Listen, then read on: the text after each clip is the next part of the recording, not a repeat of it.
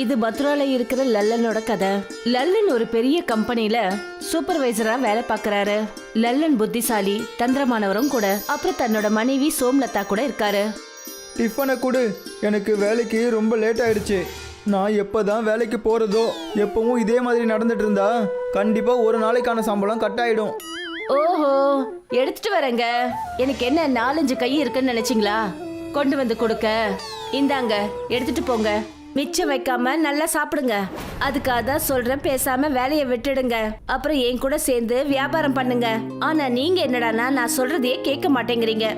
வியாபாரத்துலலாம் எந்த வருமானமும் இல்லை. வேலை தான் நல்லா இருக்கு. வேலை ஒழுங்காக செஞ்சாலும் இல்லைனாலும் மாதம் மாதம் சம்பளம் பாக்கெட்டுக்கு வந்துடுதுல்ல. இனிமே நான் என்ன சொல்றது? என்னமோ பண்ணுங்க போங்க. லல்லன் தன்னோட கம்பெனிக்கு புறப்பட்டு போனாரு. அங்க போய் பார்த்தா நிறைய பேர் கூட்டமா நின்னுட்டு இருந்தாங்க.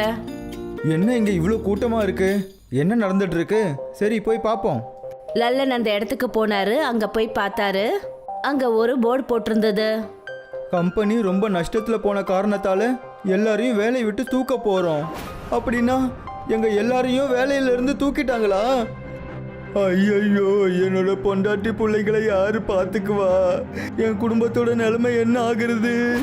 இதுக்கு முன்னாடி எந்த ஒரு நோட்டீஸும் கொடுக்கல, எதுவும் பண்ணல. அப்புறம் எப்படி அவங்களால வேலையை விட்டு தூக்க முடியும்? எத்தனை வருஷமா நம்ம இந்த கம்பெனியில வேலை செஞ்சுட்டு இருக்கோம். பணி நீக்கம் செஞ்சிருவாங்களோன்ற கவலையில லல்லன் அவருடைய வீட்டுக்கு ரொம்ப கவலையோட வந்தாரு. லல்லன் கவலையோட இருக்கிறத பார்த்துட்டு அவருடைய மனைவி சொன்னா, என்னங்க நீங்க ரொம்ப கவலையோட இருக்கிற மாதிரி தெரியுது. உங்களுக்கு என்ன ஆச்சு? அப்புறம் என்ன இது? டிஃபன் பாக்ஸ் கொண்டு போனது அப்படியே இருக்கு. இதையும் நீங்க சாப்பிடவே இல்லையா? காலையில் சும்மா விளையாட்டுக்கு சொன்னேன், ஆனால் அதே விஷயம் உண்மையாயிடுச்சு. என்னை வேலையை விட்டு வெளியே அனுப்பிட்டாங்க. என்னை மட்டும் இல்லை, அங்கே வேலை செஞ்சுட்டு இருந்த எல்லா ஆளுங்களையும் வேலையை விட்டு வெளியே அனுப்பிட்டாங்க. என்ன சொல்றீங்க நீங்க? இது எப்படி சாத்தியமாகுங்க? இத்தனை வருஷமா நீங்க அங்க வேலை பார்த்துக்கிட்டு இருக்கீங்க. அப்புறம் இப்படி திடீர்னு வேலையை விட்டு வெளியே அனுப்புறது ரொம்பவே தப்பான விஷயங்க. இது ரொம்ப பெரிய அநியாயங்க. எனக்கு ஒன்றுமே புரிய மாட்டேங்குது. இப்போ நான் என்ன பண்ணுறது? எங்கே போகிறது? யாருக்கிட்ட உதவி கேட்கறது? நீங்க இப்ப என்ன வேலை செஞ்சுட்டு இருக்கீங்களோ அந்த வேலை எங்கேயும் கிடைக்காது. இதுக்கு நாம தாங்க வேற ஒரு வழியை தேடி ஆகணும். நீ சொல்றது எனக்கு நல்லா புரியுது. நாம எதுக்காக வியாபாரம் பண்ணக்கூடாது? சமோசா விற்கலாமே. நீயும் சமோசா ரொம்ப சுவையா அருமையா பண்ணுவ. நான் மனசுல என்ன நினைச்சனோ அதையே நீங்க சொல்லிட்டீங்க. நாம அப்படியே செய்வோங்க. நான் சமோசா செஞ்சு தரேன். அப்புறம் நீங்க கிராமமா போய் அந்த சமோசாவை வியாபாரம் பண்ணுங்க. சோம்லதா அப்புறம் லல்லன் 2 பேருமே சமோசா செய்யற வேலைய செய்ய ஆரம்பிச்சாங்க. சோம்லதா தன்னோட கையால சமோசா செய்ய ஆரம்பிச்சா. அப்புறம் லல்லன் அதை ஒரு பெரிய தள்ளுவண்டியில வச்சு வியாபாரம் பண்ண புறப்பட்டாரு. இன்னைக்கு நம்மளோட முதல் நாள். கடவுள்கிட்ட நல்லபடியா வேண்டிக்க. எல்லாமே நல்லதாவே நடக்கணும். அந்த கவலை உங்களுக்கு கொஞ்சமா வேண்டாங்க. எல்லாம் நல்லபடியா நடக்கும். லல்லன் அவரோட கிராமத்துல இருந்து இன்னொரு கிராமத்துக்கு போய் சமோசா விற்க ஆரம்பிச்சாரு. சமோசா, சூடான சமோசா. சாப்பிட்டா சந்தோஷப்படுவீங்க, சாப்பிடலன்னா ரொம்ப வருத்தப்படுவீங்க. அட அங்க பாருங்க, புதுசா ஒரு சமோசா கடைக்காரன் வந்திருக்கான்னு நினைக்கிறேன். சரி வாங்க போய் சாப்பிட்டு பார்க்கலாம். வாசனையும் ரொம்ப சூப்பரா இருக்கே. சரி இன்னைக்கு வயிறு முழுக்க சாப்பிட்டுருவோம். அப்புறம் இன்னைக்கு சமோசா வாங்குறதுக்கான காசை நான் கொடுப்பேன். இந்த சமோசா ஏன் சார்பா நான் கொடுக்கறேன். எனக்கு வேலை கிடைச்சிருக்கு இல்லையா, அதுக்கான பார்ட்டி தான் இது. லல்லனோட கடையில கூட்டம் கூடுச்சு. அப்புறம் கொஞ்ச நேரத்திலேயே முதல் நாளே அவர் கொண்டு போன சமோசா மொத்தமும் கொஞ்ச நேரத்துல வித்து போச்சு. லல்லனுக்கு ரொம்ப சந்தோஷம். ஆனா இன்னொரு பக்கம் சமோசா நொறுக்கு தீனி விக்கிற கடையில நஷ்டமாக ஆரம்பிச்சது. அப்போ சோம்நாத்தும் நித்தினும் பேசிக்கிட்டாங்க. இன்னைக்கு இந்த சமோசா கடைக்காரனால என்னோட சமோசா ஒன்று கூட விற்கவே இல்லை. எல்லாமே நஷ்டம்தான். உன்னோடது சமோசா மட்டும்தான். என்னோட கடையில் எல்லாமே அப்படியே இருக்கு. இவன் திடீர்னு எங்கிருந்து வந்தான்? நம்மளோட வியாபாரத்தையே மொத்தமாக கெடுத்துட்டான். சோம்லதா கேக்குதா? எங்க இருக்க? ஆமா, இன்னைக்கு ரொம்ப சந்தோஷமா இருக்கீங்க. என்னங்க விஷயம்? இங்க பாரு, இந்த பணம் நம்மளோட மொத்த சமோசாவும் 2 மணி நேரத்துக்குள்ளேயே வித்து போச்சு. நீ சொன்னது சரிதான். வேலைக்கெல்லாம் போனா இந்த பணத்தை சம்பாதிக்க நம்ம 1 மாசம் ஃபுல்லா கஷ்டப்பட வேண்டியிருக்கும். நீ நாளைக்கு நிறைய சமோசா பண்ணி கொடு. என்ன, நான் அதையும் போய் வித்துட்டு வரேன். வருமானம் தானே. இதெல்லாம் வேற சொல்லணுமா நீங்க? நாளைக்கு நான் இன்னும் நிறைய அப்புறம் சுவையான சமோசாவை செஞ்சு கொடுக்கறேங்க. பணம் மொத்தத்தையும் லல்லன் சோம்லதா கிட்ட கொடுத்தாரு. மறுநாளைக்காக சோம்லதா நிறைய சமோசா செஞ்சா. அப்புறம் அதை எடுத்துக்கிட்டு லல்லன் மறுபடியும் அதே கிராமத்துக்கு விற்க போனாரு. அப்புறம் அங்க கடைய போட்டு விற்க ஆரம்பிச்சாரு. இதே போல லல்லன் கொஞ்ச நாளா சமோசா வித்துட்டு இருந்தாரு. அப்ப நித்தினும் சோம்நாத்தும் முடிவு பண்ணாங்க, இந்த லல்லனுக்கு ஒரு பாடம் கற்றுக் கொடுக்கணும். என்கிட்ட மயக்க மருந்து இருக்கு, அவனோட சமோசால இதை கலந்து வச்சிருவோம். நீ அதை பற்றி கவலைப்படாத, நான் அவன்கிட்ட போய் பேச்சு கொடுக்குறேன். அதுக்குள்ளே நீ போய் அவனோட சமோசால மருந்து கலந்துரு. சோம்நாத்தும் நித்தினும் லல்லனோட கடைக்கிட்ட போனாங்க. அப்ப சோம்நாத் லல்லனோட கவனத்தை திசை திருப்பினாரு. அட லல்லன் அண்ணன், அங்கே பாருங்க, அந்த ஏழையோட கடையில் இருந்து மண் பானையெல்லாம் எடுத்து வைக்கணும். நீங்கள் கொஞ்சம் வரீங்களா? என்னால் மட்டும் தனியாக முடியாது, கொஞ்சம் அவசரம். அட சோம்நாத் அண்ணன், இதெல்லாம் கேட்குற விஷயமா என்ன? வாங்க. அதுவும் குமாரண்ணனுக்கு வயசாயிடுச்சுல்ல. சோம்நாத் லல்லனை கூட்டிக்கிட்டு பானை சட்டி கடைக்காரர்கிட்ட போனாங்க. சந்தர்ப்பம் கிடைச்சதும் நிதின் அவரோட சமோசால மயக்க மருந்த கலந்தான். இன்னொரு பக்கம் லல்லன் அங்க போய் பார்த்த போது சோம்நாத் அவர் கூட இல்லவே இல்ல. அப்ப அவர் அந்த பானை சட்டிக்காரர்கிட்ட சொன்னாரு, ஐயா, என்ன விஷயம்? உங்களோட கடையில இருந்து ஏதோ பெரிய மண்பானையை எடுத்து வைக்கணுமா? இந்த வயசானவன் கடையில் அப்படி என்ன பெரிய வேலை இருக்க போகுது? உன்னை யாரோ முட்டாளாக்கிட்டாங்கன்னு நினைக்கிறேன். சோம்நாத் அண்ணன் விளையாட்டுக்கு சொல்லியிருப்பாரு. நீங்க எதுக்காக கவலையா இருக்கீங்க? ஏதாவது பிரச்சனையா? அப்ப அந்த பெரியவர் அவருடைய நிலைய சொன்னாரு. சில நாளாவே இங்க வியாபாரமே நடக்கல. நானும் சாப்பாடு சாப்பிட்டு கொஞ்ச நாள் ஆகுது. என்னய்யா இப்படி சொல்லிட்டு இருக்கீங்க? இந்தாங்க பணத்தை எடுத்துக்கங்க. உங்ககிட்ட எப்போ வருதோ அப்போ எனக்கு திருப்பி கொடுத்தா போதும். ஒரு சமயத்துல நானும் உங்களை போல ரொம்ப கஷ்டப்பட்டேன், ஆனா இப்போ நான் ரொம்ப சந்தோஷமா இருக்கேன். உனக்கு ரொம்ப ரொம்ப நன்றிப்பா. லல்லன் அந்த பெரியவருக்கு பணத்தை கொடுத்துட்டு புறப்பட்டு போக இருந்தாரு. அப்ப பெரியவர் அவர்கிட்ட சொன்னாரு, நீ போறதுக்கு முன்னாடி நான் உன்கிட்ட ஒரு உண்மையை சொல்லணும்னு நினைக்கிறேன். இந்த சோம்நாத்தும் நித்தினும் சேர்ந்து உன்னோட சமோசால மயக்க மருந்த கலந்துட்டாங்க. அவங்க 2 பேரும் பேசிட்டு இருந்ததை நான் கேட்டுட்டேன். நீ எனக்கு உதவி பண்ணியிருக்க, அதனால தான் நான் உனக்கு இந்த விஷயத்த சொன்னேன். மயக்க மருந்தா? ஆனா எதுக்கு? ஏன்னா உன்னோட வியாபாரம் நல்லபடியா நடக்குது இல்ல. பெரியவர் அவர்கிட்ட எல்லா விஷயத்தையும் சொன்னாரு. அப்புறம் சொன்னாரு, என்னோட சார்பா இந்த உதவியை ஏத்துக்க. இதுல இருக்கிற மண்ணை எடுத்துக்கிட்டு போ.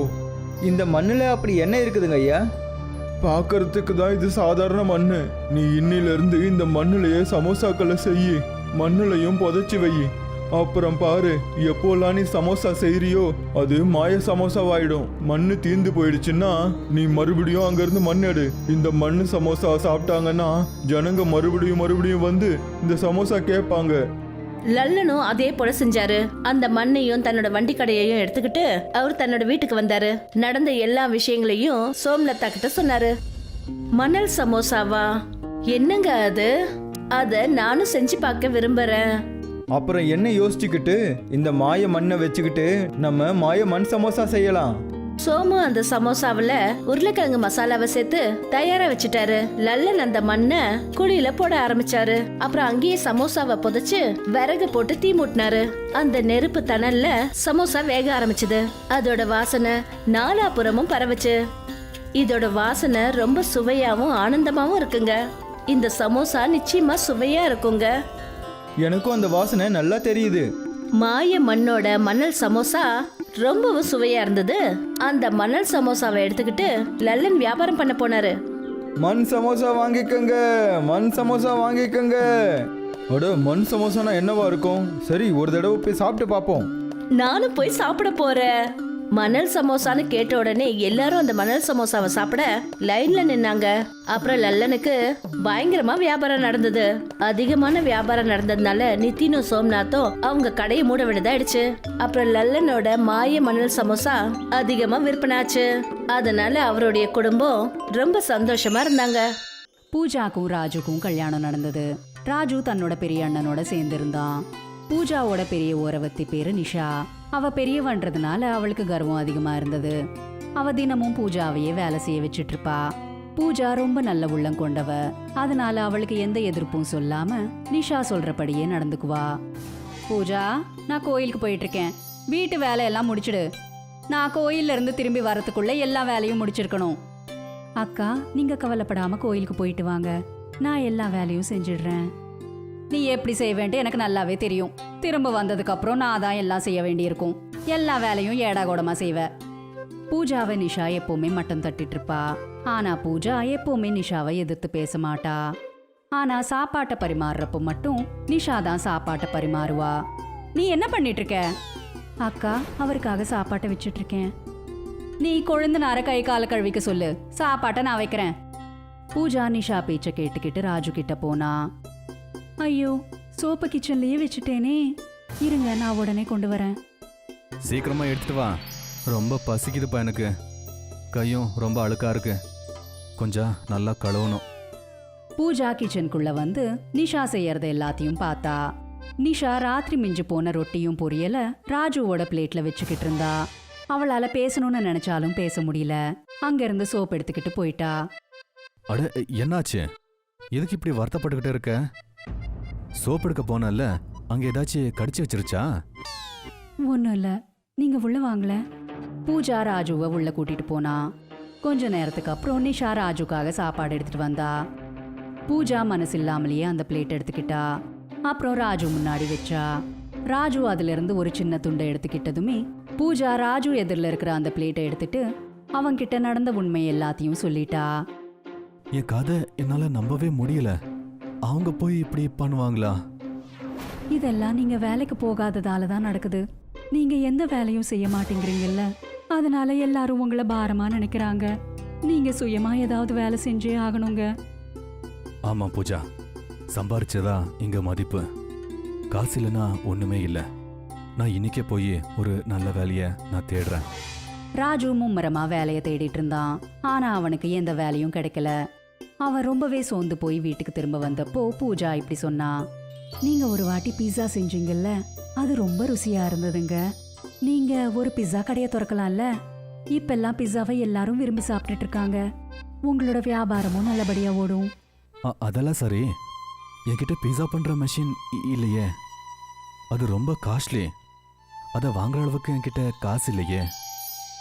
என்னோட பிறந்த வீட்டுல ஒரு பிஸா மிஷின் சும்மாவே கிடக்குது.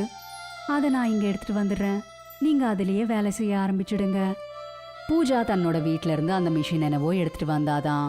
ஆனா ராஜு செய்யற பிஸா மார்க்கெட்ல பெருசா ஒன்றும் வித்து போகல. ஏன்னா அங்க நிறைய பிஸா கடைங்க இருந்தது. அவன் ரொம்பவே சோகமா வீட்டுக்கு திரும்பி போயிட்டு இருக்கும்போது ஒரு வண்டி வேகமா வந்து யாரையோ மோதுற மாதிரி வரத பார்த்தான். ஐயோ, அந்த வண்டி பேல்புரிக்காரன எவ்வளவு வேகமா போய்கிட்டே இருக்கு. ஐயோ! அந்த வண்டி வந்து இடிக்கிறதுக்கு முன்னாடியே ராஜு அந்த பேல்புரிக்காரரை காப்பாத்திட்டான். நீ என்னோட உயிரையே காப்பாத்திட்டப்பா. ரொம்ப நன்றிப்பா. உனக்கு ஏதாச்சும் ஆயிருந்துச்சுன்னா என் குடும்பத்துல நான் ஒரு பாரமா தான் இருக்கேன். ஏதாச்சும் ஆச்சுன்னா கூட ஒன்றும் பிரச்சனை இல்லை. ஏப்பா இவ்வளோ வருத்தப்படுற? எதுக்கு இவ்வளோ சோகமா இருக்க? ரவி திரும்ப திரும்ப கேட்கறதுனால ராஜு நடந்ததை எல்லாத்தையும் சொன்னான். அப்போ ரவி ராஜுக்கு ஒரு பொட்டலத்தை கொடுத்தான். என்ன இது? என்கிட்ட கொடுக்கறதுக்கு ஒன்றும் இல்லை. நானும் உன்ன மாதிரி ஒரு சாதாரணமான ஆளு. இந்த பேல்பூரி எடுத்துட்டு போ. உன் பீஸால போடு. பீஸால யாரு பேல்பூரி போடுவாங்க? நான் சொன்ன மாதிரி நீ பண்ணு. ராஜு அந்த பொட்டலத்தை எடுத்துட்டு போனான். அடுத்த நாள் அந்த பேல்பூரிய பிஸா மேல போட்டான். பிஸாவோட மனம் எவ்வளோ நல்லா இருந்ததுன்னா அவனோட கடைக்கு நிறைய கஸ்டமர்ஸ் வர ஆரம்பிச்சுட்டாங்க. எல்லா கஸ்டமர்ஸும் அந்த பேல்பூரி பிஸா தான் வேணும்னு சொன்னாங்க. இன்னைக்கு வரைக்கும் நிறைய பீஸாவை சாப்பிட்டுருக்கோம். ஆனா பேல்பூரி பீஸா இப்போதான் ஃபர்ஸ்ட் டைம் சாப்பிட்டுக்கிட்டு இருக்கோம். இந்த பேல்பூரி டேஸ்டோ டேஸ்ட்பா. இதுக்கு முன்னாடி வேற பீஸால நிக்கவே முடியாது. எனக்கு 3 பீஸா பேக் பண்ணுங்க. ரவி கொடுத்த அந்த பேல்பூரிய போட்டதுமே ராஜுவோட ஒரு பிஸா நிறைய பிஸாவா மாறிடுச்சு.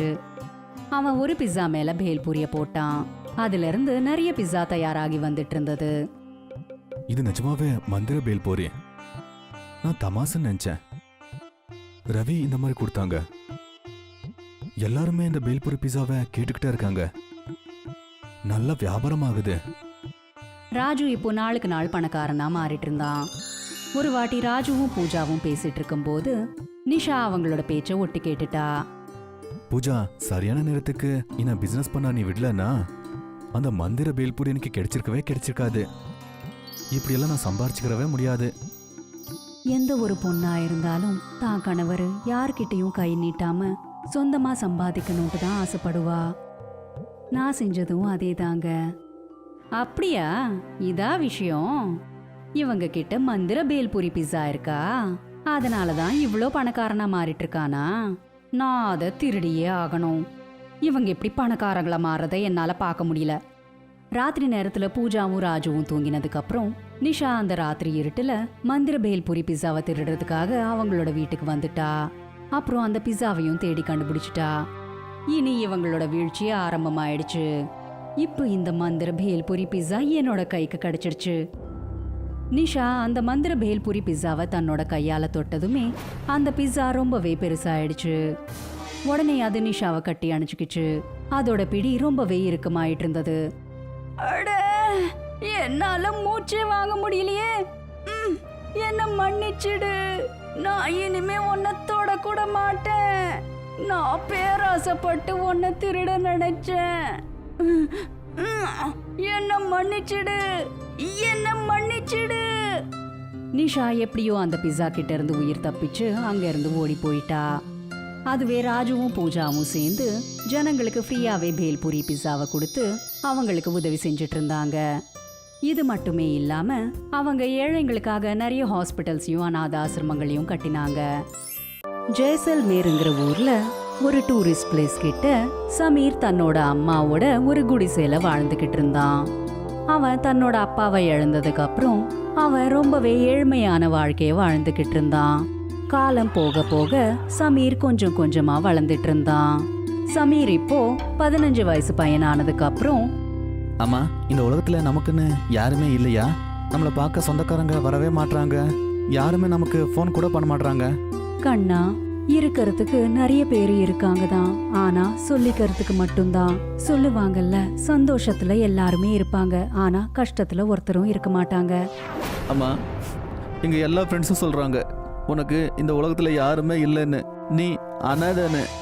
இல்ல கண்ணா, உனக்காக நான் இருக்கேன்ல. நீ கவலைப்படாத. நமக்கு நல்ல நாட்கள் கண்டிப்பா வரும். அப்போ நீ அவங்களுக்கு கண்டிப்பா பதில் சொல்லுவ. ஆமாம்மா, நீ சரியா சொன்ன. சம்பா வீடுங்கள்ல வேலை செஞ்சு 2 வேளை சாப்பாட சம்பாதிச்சுட்டு இருப்பா. சமீர் இத பார்த்து ரொம்பவே கஷ்டப்பட்டுட்டு இருப்பான். அப்புறம் ஒரு நாள் அவன் நதிக்கரையில உட்காந்து யோசிச்சுக்கிட்டு இருந்தான். அப்பதான் அவன் படகுல சவாரி செய்ய வைக்கிறவங்கள பார்த்தான். அப்போ அவனும் இந்த வேலையை செஞ்சு காசு சம்பாதிக்கணும்னு நினைச்சான். அங்கிள், நானும் இந்த படகை ஓட்டணும், 2 காசு சம்பாதிக்கணும். அப்படி நான் படகை வாங்கிட்டு வந்து ஓட்டுப்பா. அங்கிள், இந்த படகை வாங்குறதுக்கு எவ்வளோ செலவாகும்? அதிகமா இல்லப்பா, ஒரு 20,000 ரூபாய் ஆகும். வாங்கிக்கோ. அங்கிள், இது எனக்கு ரொம்ப அதிகம். இவ்வளோ காசை நான் எங்கிருந்து எடுத்து வருவேன்? நீங்கள் எனக்கு உதவி பண்ணுறீங்களா? உங்கள் படகுலேயே நான் கொஞ்ச நாளைக்கு வேலை பார்க்குறேன். அப்புறம் காசெல்லாம் சேர்த்து நான் சொந்தமாக படகை வாங்கிக்கிறேன். சமீர் இப்படி சொன்னதுமே அந்த படகு ஓட்டுறவன் ஒருவேளை சமீருக்கு கத்து கொடுத்தா அவனோட வியாபாரத்துக்கே நஷ்டம் வரும்னு யோசிச்சான். அதுவும் இல்லாம அவன் ஒரு இளம் பையன். அவன் ரொம்ப வேகமா வேலை செஞ்சு நிறைய காசு சம்பாதிப்பான். அப்புறம் என்னோட படகுல யாருமே வரமாட்டாங்க. இப்படி யோசிச்சு அவன் சொன்னான், அட, நீ இன்னும் சின்ன பையன், உன்னால ஓட்ட முடியாது. முதல்ல உனக்கு நீச்சல் அடிக்க வரணும். அது வரைக்கும் வேற வேலையை பாரு. கூடவே படகு வாங்க காசு சம்பாரி. சரி அங்கிள். சமீர் அந்த ஆளோட பேச்ச கேட்டு வீட்டுக்கு போயிட்டான். அப்புறம் அடுத்த நாள் தன்னோட ஃப்ரெண்ட்ஸ் கிட்ட எல்லா விஷயத்தையும் சொன்னான். அவன் தன்னோட வீட்டு நிலைமைய பத்தியும் சொன்னான். அவன் தன்னோட ஃப்ரெண்ட்ஸ் கிட்ட ஏதாவது வேலை இருந்தா சொல்ல சொன்னான். அப்ப ரூபேஷ்ங்கிற ஒரு பையன் இப்படி சொன்னான், இங்க பாரு, ஒரு ஈஸியான வேலை இருக்கு. வர டூரிஸ்டுக்கு இந்த இடத்த பத்தி நாம சொல்லணும். அந்த வேலை ரொம்ப ஈஸியானதா? ஆமா, உண்மையத்தான் சொல்றேன். என்னோட அண்ணன் கூட இந்த வேலையை தான் பாக்குறேன். வா, அவங்கள நான் மீட் பண்ண வைக்கிறேன். அவங்க கிட்ட வேலையை கத்துக்கோ, அப்புறம் பண்ணு. சமீர் உடனே ரூபேஷோட ஃப்ரெண்ட சந்திச்சான். அவன் அந்த பையன் சொல்லி கொடுத்த வேலையை கத்துக்கிட்டு அதையே பண்ண ஆரம்பிச்சுட்டான். சமீர் வேலை செய்யறதுனால அவனோட வீட்டு நிலைமை இப்போ நல்லா ஆயிடுச்சு. அப்புறம் அவன் அவனோட அப்பாவோட வறண்டு போன பூமியில அவனோட அம்மாவோட சேர்ந்து தானியத்தை விளைச்சான். இந்த வேலைக்கு சேர்த்து விட்டதுக்கு உனக்கு ரொம்ப ரொம்ப நன்றி. இதால எங்க குடும்பம் நல்லபடியா ரன் ஆகுது. அட, நண்பர்கள் இந்த நேரத்துல வேலைக்கு வரலன்னா அப்புறம் யார் வருவாங்க? தேங்க்ஸ் எல்லாம் சொல்லாத. கண்ணா, இந்தா அரிசி மாவு சமோசா ரெடி ஆயிடுச்சு. கொஞ்சம் இத சாப்பிட்டு எப்படி இருக்குன்னு சொல்லுப்பா. ஆண்டி, ஆமா, நான் சொல்றேன். ரூபேஷ் சம்பா செஞ்ச சமோசாவை சாப்பிட்டான். அந்த சமோசாவை சாப்பிட்டதுமே அவன் விரல்களை நக்கிக்கிட்டு இருந்தான். அப்புறம் நிறைய வாட்டி கேட்டு சமோசாவை சாப்பிட்டான். அதோடவே என்ன சொன்னானா, ஆண்டி, சமோசாவை என்னம்மா பண்ணியிருக்கீங்க? நான் இந்த மாதிரி சமோசா, அதுவும் அரிசியில பண்ணதை நான் சாப்பிட்டதே இல்லை. ஆமா ஆமா, எங்க அம்மாவோட கையில மேஜிக் இருக்கு. ஆண்டி நான் போயிட்டு வரேன். நீங்கள் கண்டிப்பாக இந்த மாதிரி சமோசாவை டெய்லி எனக்கு பண்ணி தரணும், சரியா? சரி கண்ணா, கண்டிப்பா. அப்புறம் அடுத்த நாள் அவன் வேலைக்கு போனப்போ அங்க சுத்தி பார்க்க வந்த டூரிஸ்டுக்கு ரொம்பவே பசி எடுத்தது. அவன் சமீர் கிட்ட ஹோட்டல் பத்தி கேட்டான். சமீர் அவனை ஹோட்டலுக்கு கூட்டிட்டு போனான். அங்க பார்த்தா எல்லா அரிசி ஐட்டம்ஸா இருந்தது. அது அவங்களுக்கு பிடிக்கவே இல்லை. அப்போ அந்த டூரிஸ்ட் சொன்னா, ஹே மேன், நீ எனக்கு நல்ல ஃபுட் கிடைக்கிற இடத்துக்கு கூட்டிட்டு போறியா?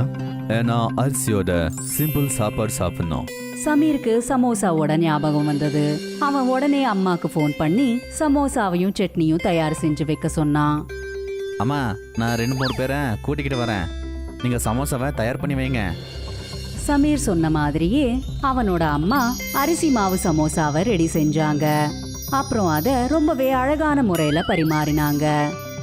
அப்பதான் டூரிஸ்டோட சேர்ந்து சமீர் அந்த இடத்துக்கு வந்தான். அவனோட அம்மா அவங்களுக்கு சமோசா கொடுத்தாங்க. நீ எங்களை எங்க கூட்டிட்டு வந்திருக்க? நாங்க இந்த மாதிரி இடத்துல சாப்பிட மாட்டோம். சாரி சார், நீங்கள் கவலைப்படாதீங்க. இது என்னோட வீடு. நீங்கள் ஒரு வாட்டி எங்கள் அம்மா பண்ண சமோசாவை சாப்பிட்டு பாருங்க. அதுக்கப்புறம் நீங்கள் இப்படியெல்லாம் சொல்ல மாட்டீங்க. அப்படி ஏதாச்சும் ஆச்சுன்னா நான் பார்த்துக்கிறேன்.